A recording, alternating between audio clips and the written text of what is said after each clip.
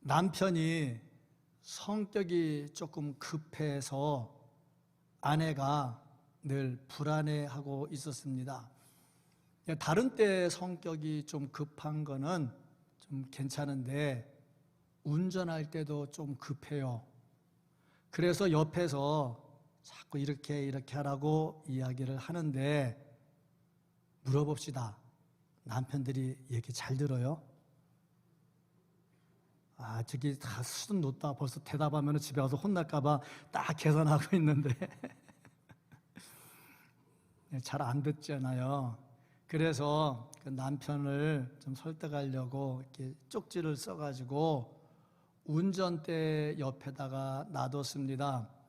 여보, 운전할 때 좀 신경 좀 쓰시고요. 시속 60km로 운전하실 때는 내가 매일 기쁘게 찬송하면서 운전을 하세요. 그러다가 시속 80km로 갖게 되면 주께로 가까이 주께로 가오니 찬송하면서 하세요. 그러다가 100km 넘어가면 저 배는 본향집 날마다 가까워 찬송하면서 가세요. 그러다가 120km 넘어가면 며칠 후 찬송하면서 가세요. 찬송은 시간, 장소 또 상황에 따라서 부르는 게 많이 달라집니다. 또 어떤 때에 찬송 부르냐에 따라서 더 뜨겁게 강렬하게 찬송하기도 하고 또 조용히 찬송하기도 합니다. 또 슬플 때 부르는 찬송하고 기쁠 때 부르는 찬송이 다르고 장례식 때 부르는 찬송과 결혼식 때 부르는 찬송이 다릅니다. 만약에 제가 결혼 주례하면서 그날 찬송을 장례식 찬송을 골라서 한다면 사람들이 어떻게 생각을 하겠습니까? 참 장소 또 시간, 내용 참 중요합니다.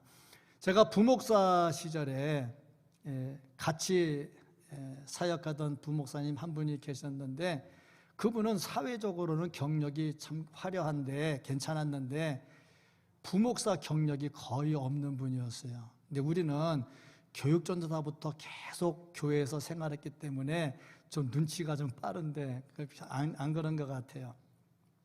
근데 우리는 하도 교회 생활을 오래 해서 어느 집에 신방 가면 어떤 성경, 어느 집에 신방 가면 어떤 찬송 다 이렇게 노하우가 다 있어요. 근데 그분은 경험이 전혀 없기 때문에 신방 내일 10집 간다 그러면 오늘 집에서 10집 설교 준비를 다 해야 되고요. 찬송 준비를 다 해야 돼요. 얼마나 피곤하겠어요. 그런데 이제 병원에 신방을 갔어요. 성경을 읽고 기도를 하는데 찬송을 했잖아요. 찬송을 하는데 이런 찬송을 했습니다. 예수 나를 오라 하네 예수 나를 오라 하네. 얼마나 찬송 좋습니까? 예수님 오라는데.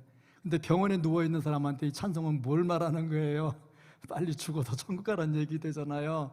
그래서 그 찬송한 다음에 그 목사님이 참 곤란을 겪었어요. 네, 찬송도 같은 은혜스러운 찬송이고 마음의 찬송인데 장소에 따라서 상황에 따라서 많이 달라져야 된다 하는 것을 볼 수가 있습니다. 나이가 젊었을 때는 주로 비전이 담긴 찬송을 많이 부르고요. 중장년층으로 넘어가면 가사에 감동이 돼서 마음의 감정을 좀 건드리는 찬송들을 좋아하고요. 노년이 되면 소망이 담긴 찬송을 좋아합니다. 천국과 관계된 찬송들을 많이 부르게 되지요. 그러고 보니까 사람의 힘이라고 하는 것이 어렸을 때는 모든 힘이 다 발에 몰려 있어요. 그래서 어린 아이들은 뛰어다니는 걸 굉장히 좋아합니다. 아파트 살면서 제일 힘든 게 애들 뛰어다니는 거잖아요. 좀 조용히 해라, 천천히 걸어라. 그래도 안 되는 것이 왜냐하면 힘이 다 발에 몰려 있어요. 무조건 뛰어다녀야 돼. 그러다 나이 조금 먹으면 힘이 허리로 올라가요. 그래서 결혼해가지고 애를 낳아요. 그러다가 나이가 조금 들어가면 힘이 다 입으로 올라가요. 그래서 나중에 입만 살아가지고 말만 열심히 해요. 근데 그것도 감사해요. 왜냐하면 사람이 죽을 때가 되면 유언이라도 해야 되잖아. 유언이라도 해야 되면 입이 살아있어야 될 거 아니에요. 그래서 입이 있는데 더 좋은 거, 그 발목에 힘이 없고 허리에 힘이 없어도 마지막 입은 힘이 있으니까 기도할 수 있고 찬송할 수 있고 얼마나 감사합니까? 그래서 찬송을 해야 된다. 오늘 말씀 시편 71편은 보통 노년의 기도라는 제목을 많이 붙입니다. 노년의 기도인데 이런 기도는 곧 우리의 찬송과 연관이 되어 있습니다. 그래서 내가 나이가 들수록 더욱더욱 찬송하리이다 하는 그런 고백을 하고 있습니다. 오늘 이 말씀을 통해서 그렇다면 우리는 얼마나 찬송을 하고 있는가, 어떤 마음으로 찬송을 하고 있는가, 찬송할 때 우리에게 어떤 일이 일어날 것인가 하는 것들을 제대로 알고 찬송을 해야 되겠다 하는 겁니다. 말씀 속에서 하루하루 살아가는 동안 1년 1년 더 살아가는 동안 하나님 찬송이 끊이지 않고 은혜가 충만하기를 주님의 이름으로 축복합니다. 아멘. 자, 이 말씀 속에서 우리에게 주는 것은 항상 찬송해야 되겠다 하는 겁니다. 사무엘 선지자는 고백하기를 내가 기도하기를 쉬는 죄를 범치 않겠다 했는데 왜 기도하기를 쉬는 것이 죄냐 하면 하나님께서 기도하라 했는데 안 하니까 죄가 되는 거죠. 그런 의미에서 찬송이라고 하는 것은 끊임이 없어야 되겠다. 왜냐하면 하나님께서 우리를 창조하실 때 찬송을 받으려고 우리를 창조하셨거든요. 그래서 우리가 늘 찬송해야 되니까 우리는 항상 찬송해야 되고 생명 있을 동안 찬송해야 된다. 그래서 항상 주님을 찬송해야 되겠다. 6절 말씀을 보면 내가 모태에서부터 주를 의지하였으며 나의 어머니의 배에서부터 주께서 나를 택하셨사오니 나는 항상 주를 찬송하리이다. 항상입니다. 항상. 찬송은 시간과 장소, 때와 장소가 상관이 없는 거지요. 기쁠 때도 찬송해야 되고 슬플 때도 찬송해야 되고 종일 찬송해야 되는데 8절 말씀을 보면 주를 찬송함과 주께 영광 돌림이 종일토록 내 입에 가득하리이다. 종일입니다. 종일 평생에 찬송하는데 하루 종일 찬송을 합니다. 그러고 보니 좋을 때도 찬송을 합니다. 좋을 때는 누가 찬송하라고 말 안 해도 알아서 잘 합니다. 야고보서 5장 13절 말씀을 보면 너희 중에 고난당하는 자가 있느냐 그는 기도할 것이요 즐거워하는 자가 있느냐 그는 찬송할지니라. 즐거워할 일이 있을 때 당연히 찬송을 합니다. 회사에서 진급을 했어요. 좋잖아요. 찬송이 나오지요. 또 애가 학교 좋은 대학에 입학을 했어요. 찬송이 나오지요. 좋은 집으로 이사를 했어요. 찬송이 나오지요. 사업이 잘 돼요. 찬송이 나오지요. 저도 이제 개업 예배 드릴 때 가서 기도해주고 예배를 드리고 하는데 어떤 때는 보면은 이 집 잘 되겠다 싶은 생각도 있고 어떤 때는 이 어려운 때 이거 어떻게 하려고 했나 걱정이 될 때도 있어요. 전에도 보니까 오픈을 했는데 뭐 도시락 같은 거 오픈을 했어요. 근데 그때 코로나 막 터져가지고 시작할 때 이 코로나 시국에 장사가 되겠나 하는데 요즘 물어봤더니 장사 참 코로나 때 잘 됐대요. 왜냐 그러니까 거리두기에서 못 먹으니까 도시락 주문해가지고 잘 팔려가지고 잘 됐대요. 그거 보면 기분이 좋잖아요. 찬송이 막 절로 나오잖아요. 그거 보니까 그렇고 또 몸이 아팠다가 다 치료받으면 막 찬송이 나오잖아요. 뭐 요즘 뭐 아파트 젊은 사람들 아파트 청약해서 되는 것도 쉽지 않다고 하던데 예를 들어서 100대 1 아파트에 당첨됐다 그러면 막 좋아가지고 찬송이 절로 나오잖아요. 제가 알고 있는 어느 목사님은 참 집이 별로 가진 것도 없는데 세종에다가 이렇게 써냈대요. 써냈는데 2개가 됐대. 그래서 하나를 팔아가지고 하나를 샀대. 그거 보니까 찬송이 절로 나오더라고. 나는 그런 기술이 없나 모르겠는데 찬송이 막 절로 나오더라고. 좋은 일 있을 때 찬송해야 됩니다. 하나님의 은혜를 찬송해야 됩니다. 그런가 하면 어려운 중에도 찬송해야 됩니다. 상황이 더 어려워지면 더 찬송해야 됩니다. 왜냐하면 그리스도인은 세상이 알지 못하는 기쁨의 셈을 가지고 있기 때문에 그렇습니다. 이건 하나님의 선물입니다. 요한복음 4장 14절 말씀을 보면 내가 주는 물을 마시는 자는 영원히 목마르지 아니하리니 내가 주는 물은 그 속에서 영생하도록 솟아나는 샘물이 되리라. 영생하도록 솟아나는 샘물이 있거든요. 이거 얼마나 기쁩니까? 그 샘이 있기 때문에 우리는 기쁩니다. 세상 사람들이 이해하지 못하는 셈이지요. 그러니까 슬픈데도 노래를 하고 찬송을 합니다. 장례식 가면요, 아이고 아이고 하면서 막 울면서 막 하는데도 예수 믿는 사람 거기서 찬송을 합니다. 왜냐하면 세상이 알지 못하는 기쁨의 셈이 있기 때문에 그렇습니다. 오카노 목사님 설교집에 보면 그 교회에 있었던 일을 간증으로 써놓은 게 있는데, 여 집사님 한 분이 젊은 나이에 유방암에 걸렸어요. 이제 치료하는데 정말 힘들고 중환자실과 일반 환자실을 오며 가며 정말 탈진할 대로 탈진한 상태에 있었습니다. 애가 셋이나 있었는데 대책이 없는 거죠. 그래서 목사의 심정에, 목사 사모의 심정에 마음이 아파서 가서 위로하러 가서 예배를 하는데 얼굴을 보니 얼굴에 기쁨이 충만하더래요. 왜 그러겠어요? 지금 상황이 아무리 봐도 안 좋은 상황인데 왜 그 얼굴에 기쁨이 충만하겠습니까? 그 이유는 세상이 알지 못하는 기쁨의 셈이 있기 때문에 그렇습니다. 하나님께서요, 그 즉석에서 뭐 고쳐주고 안수기도 하면 바로 암덩어리가 나오고 그러면 얼마나 좋겠어요. 그러면 기뻐서 절로 찬송하지 말라고 해도 찬송이 나오겠지요.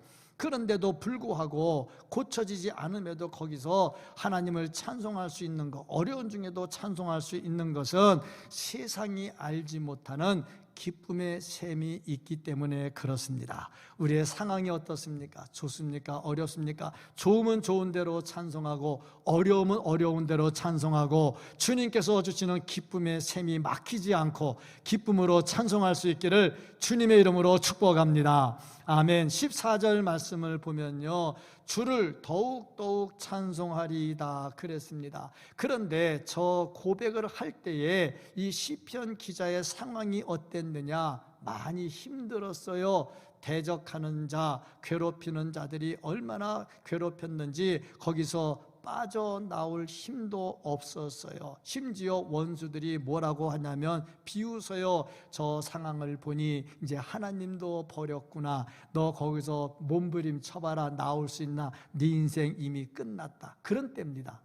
그런데도 더욱더욱 찬송을 합니다. 8절 말씀을 보면 주를 찬송함과 주께 영광 돌림이 종일토록 내 입에 가득하리이다. 그런 상황 속에서 어떻게 종일 찬송을 하냐고요. 14절 말씀을 보면은 나는 항상 소망을 품고 주를 더욱 찬송하리이다.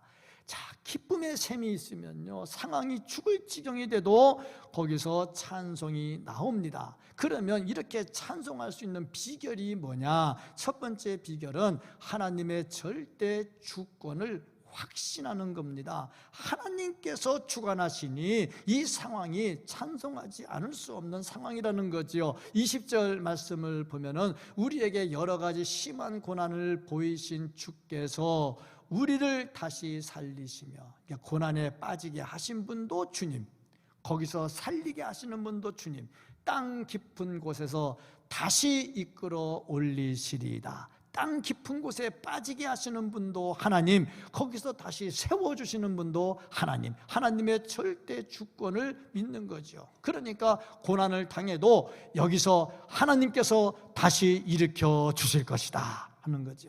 예수님 보세요. 십자가의 고난을 당했잖아요. 그 십자가의 고난을 당하실 때에 정말 힘들어서 이 잔을 내게서 떠나게 해달라고 하셨잖아요. 그런데도 기쁨으로 지시잖아요. 모든 것을 다 하시는 주님, 3일 뒤에 부활할 거 모르겠습니까? 아시잖아요. 그러니까 주께 하나님께서 나를 십자가에 달려서 나를 저주하는 저주받은 자로 만드셨지만 3일 뒤에 다시 부활시킬 거라는 걸 알잖아요. 하나님의 절대 주권을 믿잖아요. 그러니까 찬송이 나오는 거죠. 둘째로 보면요, 모태에 있을 때부터 하나님께서 나를 붙들어 주셨다 하는 겁니다. 하나님께서 나를 붙들어 주신다는 거에 어떤 상황이 되든 붙들어 주셔요. 6절 말씀을 보면 내가 모태에서부터 주를 의지하였으며, 철저하게 의지하죠. 18절 말씀을 보면 하나님이여 내가 늙어 백발이 될 때에도 나를 버리지 마시며 내가 주의 힘을 후대에 전하고 주의 능력을 장래의 모든 사람에게 전하기까지 나를 버리지 마소서. 저는 기도를 하는 이유가 뭡니까? 하나님께서 안 버릴 거를 확신하잖아요. 그러니까 하나님께서 철저하게 자기를 붙들어 주신다는 것을 믿고 백발이 되어 늙어서 백발이 되고 그래도 하나님께서 나를 붙들어 주실 것입니다. 그거를 아니까 찬송이 나오는 거죠. 세 번째 이유가 있다면요, 하나님께서 나를 부끄럽게 내버려 두지는 않을 것이다 하는 거죠. 내 인생을 부끄럽게 끝내지 않는다는 겁니다. 1절 말씀을 보면요, 여호와여 내가 주께 피하오니 내가 영원히 수치를 당하게 하지 마소서. 저런 기도를 왜 합니까? 수치를 당하지 않도록 하나님께서 인도해 주신다는 것을 믿기 때문이죠. 그러니까 인생의 고난을 당해도 낙심하거나 포기하지 않는 겁니다. 또 더 중요한 네 번째 이유가 뭐냐면 다시 살리시는 겁니다. 죽음 뭐가 두렵습니까? 다시 살릴 건데. 암으로 죽어 뭐가 두렵습니까? 다시 살려주실 건데. 그러니까 하나님께서 철저하게 해주실 것이라는 말씀이죠. 20절 말씀을 보면 우리에게 여러 가지 심한 고난을 보이신 주께서 우리를 다시 살리시며 고난 중에 다시 살려주셔요. 땅 깊은 곳에서 다시 이끌어 올려주셔요. 그러니까 하나님을 찬송하는 거죠. 즐거울 때도 찬송하지만 고난당할 때도 찬송하는 이유, 하나님께서 살려주십니다. 그러니까 살면서 힘들고 지칠 때 포기하고 낙심하고 원망하지 마시고 하나님의 절대 주권을 믿고 찬송하기를 주님의 이름으로 축복합니다. 아멘. 자, 어떻게 찬송할까? 모든 방법 다 총동원되는 겁니다. 시간, 장소 구애되지 않습니다. 체면 차리지 않습니다. 우리가 가끔 보면 체면 차리더라고 잘 안 해요. 이 목사가 말이죠, 강단에 올라와서 찬양 인도할 때 막 이렇게 하면 좀 가벼워 보일 수도 있잖아요. 그런 거 생각하면 찬송 못 하잖아요. 다윗이 왕인데 법궤가 들어올 때 춤추면서 찬양하는데 얼마나 경박스러워 보였는지 그 아내가 미갈이 흉봤잖아요. 내 앞에서 그렇게 경박스럽게 논다고. 속살까지 다 보였다고. 그러니까 춤추면서 막 흔드니까 속살이 다 보인 거예요. 왕이 무슨 체면이냐고. 근데 그 체면이 무슨 상관이요? 하나님 앞에서 기뻐서 뛰는데. 미리암 홍해를 건넌 다음에 춤추며 소고추며 찬양하잖아요. 정말 하나님 찬양할 때에 체면이 상관이 없는 거지요. 정말 중심에서 모든 방법을 다 동원해가지고 내가 할 수 있는 모든 것을 다해서 찬양을 드리는 겁니다. 그리고 보니까 동원할 수 있는 악기 다 동원해서 찬양을 합니다. 22절 말씀을 보면은 내가 또 비파로 주를 찬양하며, 비파, 소고치고 비파치고 춤추며 악기를 동원하는 거죠. 찬양할 때 악기가 있어야 더 찬양이 더 뜨거워지잖아요. 보니까 한 사람 나와서 혼자 찬양하는 것도 은혜가 되지만 옆에 악기 쭉 놓고 여러 사람 나와서 같이 찬양하면 더 막 힘이 되잖아요. 우리나라 사람들도 보면은 뭐 악기, 우리나라 어디 가도 지지 않는 악기 있잖아. 꽹가리. 그다음에 날라리라고 그러나 날라리 그 좋은 말로 태평소라고 그러나요? 그 좋은 것들 막 그 어느 나라 악기가 그걸 따라옵니까? 그 악기 따라올 게 없어요. 꽹가리 치고 북치고 날라리 불 때요. 그 누가 그걸 따라옵니까? 못 따라옵니다. 막 굉장하잖아요. 그러니까 대한민국 하면 못 따라오잖아요.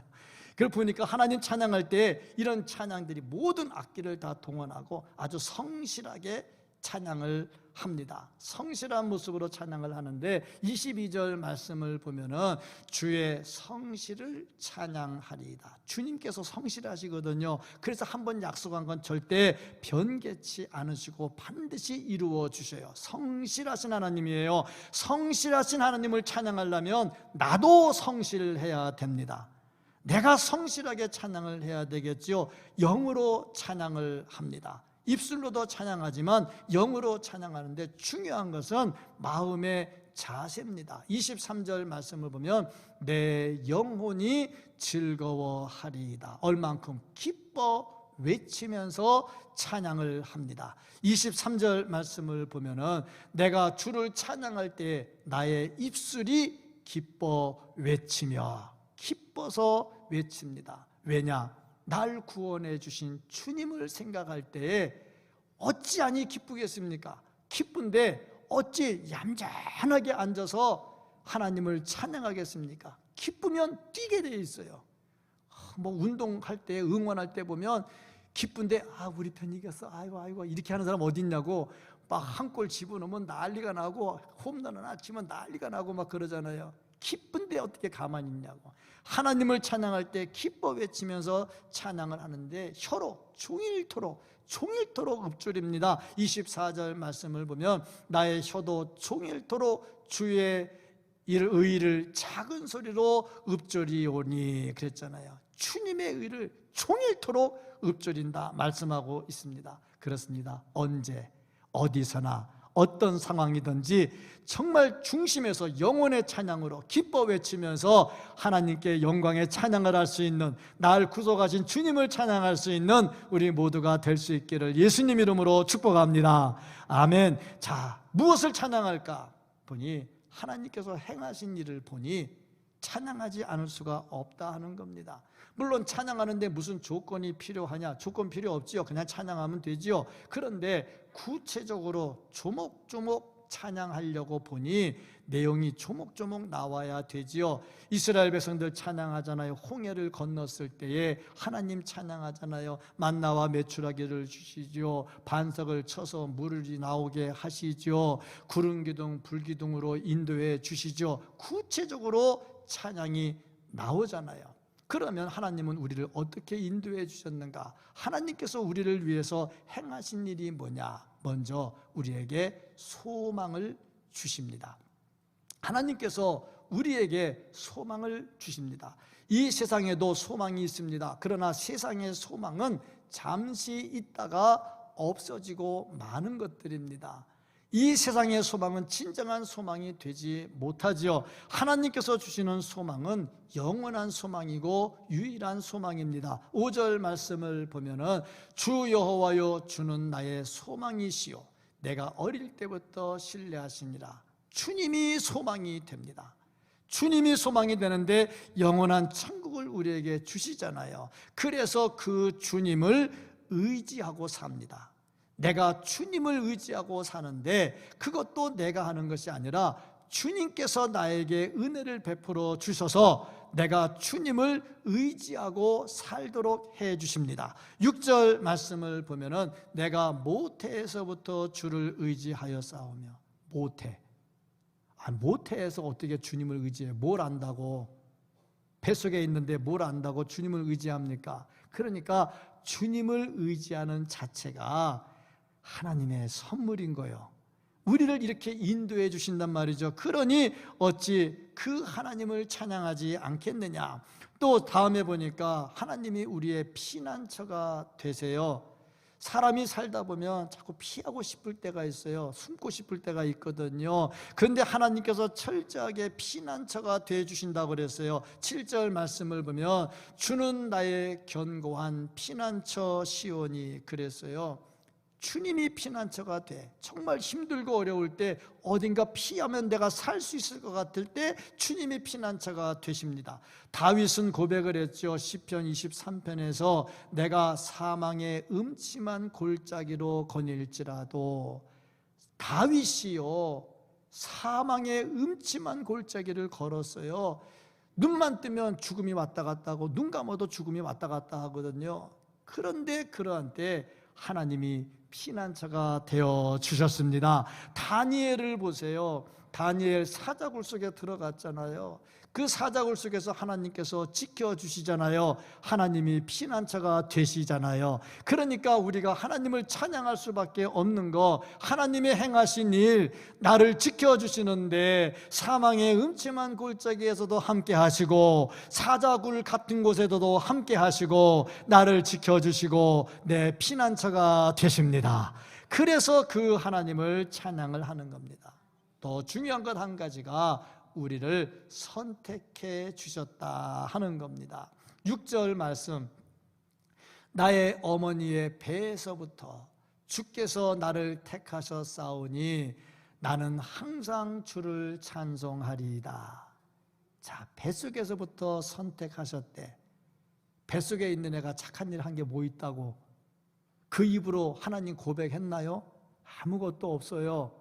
그런데 뱃속에서부터 하나님께서 선택해 주셨다고.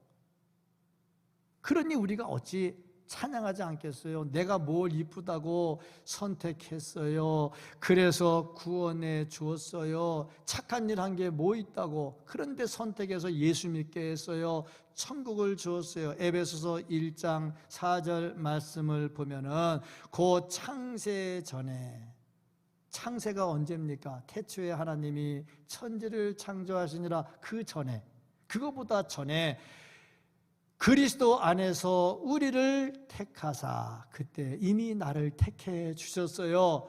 우리로 사랑 안에서 그 앞에 거룩하고 흠이 없게 하시려고 이렇게 만들어 주셨어요.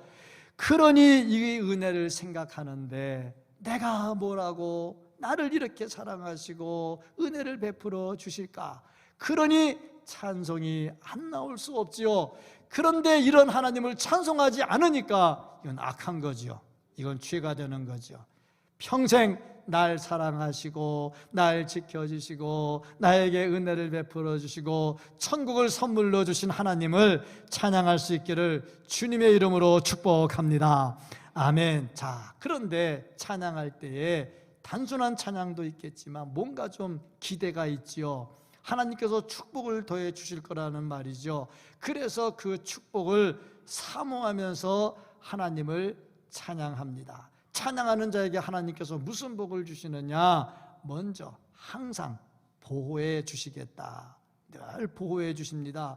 좁은 길을 걸으며 거기 그 길 속에서도 살 수 있는 거 하나님의 보호하심입니다. 9절 말씀을 보면 늙을 때 나를 버리지 마시며 내 힘이 쇠약할 때 나를 떠나지 마소서. 늙거나 병들거나 힘들어도 나를 떠나지 말라고 기도하고 있어요. 왜? 그렇게 해 주실 거니까. 그러니까 찬송하는 사람에게 이런 복이 임하게 된다는 겁니다. 10절 11절 말씀을 보면 내 원수들이 내게 대하여 말하며 내 영혼을 엿보는 자들이 서로 꾀하여 이르기를 하나님이 그를 버리셨은즉 따라잡으라 건질 자가 없다 하오니. 자, 보세요. 원수들이 나를요 욕하고 비방하는데 이제 하나님도 버려서 이제 일어설 수도 없어. 제 인생 끝났어. 그렇게 비방하는 동안에도 하나님은 보호해 주십니다. 찬양하는 자에게 임하는 축복이죠. 둘째로 보면요, 하나님께서 도와주셔요. 12절 말씀을 보면 하나님이여 나를 멀리하지 마소서. 나의 하나님이여 속히 나를 도우소서. 도와달라고 기도해요. 왜? 도와주실 줄로 믿으니까. 찬송하는 자 하나님께서 도와주시는 줄로 믿습니다. 그 다음에 보면 대적을 다 물리쳐 주신다 그랬어요. 13절 말씀을 보면은 내 영혼을 대적하는 자들이 수치와 멸망을 당하게 하시며. 참, 나를 대적하는 자들이 수치당하고 멸망하게 해달라고, 나를 모해하려 하는 자들에게 욕과 수욕이 덮이게 하소서. 정말 주님 찬송하고 주님 앞에 매달리고 기도하면 대적들, 원수들, 나를 괴롭히게 하는 자들 다 물러가게 될 줄로 믿습니다. 그래서 우리가 기도하고 찬송하는 겁니다. 열심히 찬송할 때요, 사도 바울이 찬송할 때요 옥문이 열렸어요. 손발을 묶었던 착고가 다 풀렸습니다. 여호사밧 왕이 전쟁을 하러 나가는데 상대편은 강하고 자기들은 힘이 없어요. 전쟁에 이길 능력이 없어요. 그래도 전쟁은 해야 되겠어요. 그래서 전쟁을 하는데 앞에다가 찬양대를 세워놓고 찬양대가 거룩한 옷을 입고 전쟁터에서 앞장서 나갑니다. 찬송하며 나갑니다. 칼, 활 안 들었어요. 창 안 들었어요. 그냥 찬송하면서 나갔습니다. 그때 그 전쟁에서 크게 승리했습니다. 찬송할 때요 대적이 물러나게 됩니다. 또 귀신 들린 사람 귀신 쫓아낼 때 우리가 찬송을 많이 합니다. 주의 보혈 능력이 있도다. 주의 피 믿으오. 보혈 찬양을 하고요, 십자가 찬양을 하고요, 뜨겁게 찬양하면요 귀신도 물러나가게 되는 줄로 믿습니다. 그래서 찬양할 때 모든 대적이 다 물러가게 된다. 그리고 한 가지 더, 창대하게 됩니다. 하나님께서요 창대하게 해주시는데요, 21절 말씀을 보면 나를 더욱 창대하게 하시고 돌이키사 나를 위로하소서. 저런 기도를 왜 합니까? 하나님께서 들어주실 거니까. 찬송하는 자의 기도를 하나님이 들어주시고요 창대하게 해주십니다. 찬송하면요 하는 일이 잘 될 줄로 믿습니다. 어렵고 힘들 때일수록 더 찬송하시면요 경영하는 일터에 복이 임할 줄로 믿습니다. 주여 나를 지켜주옵소서. 건강하지 않을 때 찬송하면요 건강의 복도 임할 줄로 믿습니다. 그래서 우리는 찬송을 하는 거지요. 어떻게 찬송할까? 오늘 시편 기자는 고백하기를 더욱 찬양하겠다 하고 고백을 합니다. 찬송하는 자에게 이런 복이 임하는 걸 아는데 왜 찬송을 안 하겠습니까? 그래서 더욱더 찬송합니다. 더욱 찬송합니다. 그냥 찬송하는 게 아니고 더욱 찬송합니다. 14절 말씀을 보니까 나는 항상 소망을 품고 주를 더욱 찬송하리이다. 내 구주 예수를 더욱 정말 숨질 때까지 찬송합니다. 소망을 품고 찬송합니다. 15절 말씀, 내가 측량할 수 없는 주의 공의와 구원을 내 입으로 종일 전하리이다. 열심히 전하면서 찬송을 합니다. 어떻게? 얼만큼? 열심히 전하고 열심히 찬송합니다. 18절 말씀을 보면 하나님이여 내가 늙어 백발이 될 때에도 나를 버리지 마시며 내가 주의 힘을 후대에 전하고 주의 능력을 장래의 모든 사람에게 전하기까지 나를 버리지 마소서. 정말 죽을 때까지 찬송하겠다는 거예요. 그래서 버리지 말라는 거예요. 그러니까 우리의 찬송은 어디까지냐? 목숨 거둘 때까지입니다. 제가 설교 시작할 때 말씀을 드렸어요. 나이가 들수록 힘은 위로 올라가서 마지막 입은 살아있다고. 이 입으로 뭐하라고? 찬송하라고. 백발이 되어. 제가 만약에 시편 기자라면 71편을 기록할 때 이렇게 기록했을 것 같아요. 지금 이 시편 기자는 저랑 좀 다른 것 같아요. 시편 기자는 뭐라 그러냐면 백발이 되어도 그랬잖아요. 근데 저는 이렇게 기록하고 싶어요. 백발이 된 다음에 그게 다 빠져서 아무것도 안 남아도 그만큼 돼야 되지 않겠어요? 예, 그만큼 돼야 되지 않겠어요? 정말 그렇습니다. 생명 다할 때까지 찬송하고 정말 찬송하고, 그러니까 병들어서 고생하다 가지 마시고 찬송하다가 갈 수 있기를 축복합니다. 찬송하다가 가기를 축복합니다. 제가 부목사 시절에요 대신방을 했는데, 지금은 뭐 이게 우리 교회는 이제 담임 목사가 대신방 하잖아요. 제가 전에 심호하던 교회는 워낙 크니까 담임 목사님은 대신방에 아예 올 생각도 못하고 보지도 못해요. 어쩌다 담임 목사님이 한번 집에 장례 같은 게 있어서 얼굴 한번 뭐 내밀러 오시면요 난리 나요. 목사님 오셨다고. 근데 부목사들이 다 아는데 대신방 중에 있었던 일입니다. 대신방을 하는 중에 전화가 왔어요. 목사님, 지금 권사님이 돌아가시려고 하는데 빨리 오셔서 예배 좀 드리고 갔으면 좋겠습니다. 아니 대신방 중인데 뭐 돌아가신다고 또 예배 드리러 오라고 하는가. 그래도 의논하다가 그러면 일단 가서 빨리 예배 드리고 와서 대신방 계속 합시다. 그리고 갔어요. 갔는데 이상한 상황이 벌어진 거예요. 아니 돌아가신다고 빨리 와서 기도해달라고 해서 갔더니 그 권사님이, 돌아가신다는 권사님이 침대에 누워서 찬송하고 있는데 막 춤을 추면서 찬송하더라니까 막 덩실덩실. 저 사람 아픈 사람 맞아? 돌아가신 사람 맞아? 그러니까 속으로 그 젊은 나이에 좀 서운한 게 있는 거야. 아니 아무리 그래도 그렇지 저 정도 됐으면 좀 이따가 대신방 끝나고 오도록 하지 굳이 대신방 중에 오라고 했는가? 그러고 했는데, 그런데 목사가 그런 말 또 못하잖아. 속으로 갖고 있는 얘기고, 그래도 뭐라고 그럴 수는 없잖아. 그래서 기도해주고 다시 신방을 계속 했어요. 근데 신방하는 중에 또 전화가 왔어요. 돌아가셨다고. 제가 그때 깨달은 게 있어요. 야, 돌아가셔도 마지막까지 찬송을 하다 가야 되겠구나. 예, 아멘 하시는 분은 그렇게 복이 있기를 바라고, 아멘 안 한 사람은 알아서 하세요. 예, 하여튼 돌아가시기까지 열심히 찬송하시고요. 돌아가시도 기력이 쇠하지 아니하시고, 눈이 흐리지 아니하시고, 총기가 흐리지 아니하시고 찬송할 수 있기를 축복합니다.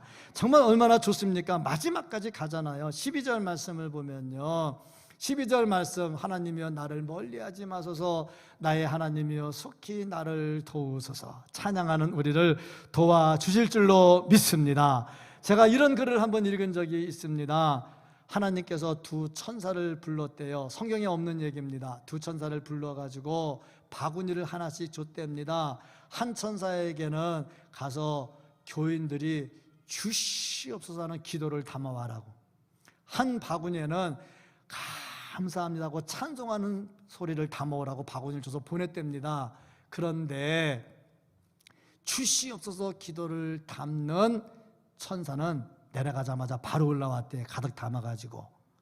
그런데 감사 찬송하는 기도를 담는 바구니를 가진 천사는 3일 동안 안 올라왔대. 안 채워져가지고. 참 그렇잖아요. 우리의 삶에 정말 감사와 찬양이 끊이지 않아야 됩니다. 우리의 삶에 있어서 기도와 찬양은 새의 양날개와 같아요. 새가 한쪽 날개가 아무리 강해도 한쪽 날개 병들면 못 날아요. 두 개가 강해야 같이 날 수 있는 거지요. 기도와 찬송, 찬송과 기도가 같이 강해야 마음껏 날아다니면서 신앙생활하고 하나님께 영광을 돌릴 수가 있습니다. 그렇습니다. 내 노년이 되어 늙어 백발이 될 때에도 더욱더욱 주를 찬송하리이다. 생명 다할 때까지 주님 찬송하고 은혜 체험하고 능력 체험하고 기쁨의 삶을 살 수 있는 우리 모두가 될 수 있기를 예수님 이름으로 축복합니다. 아멘. 기도하겠습니다.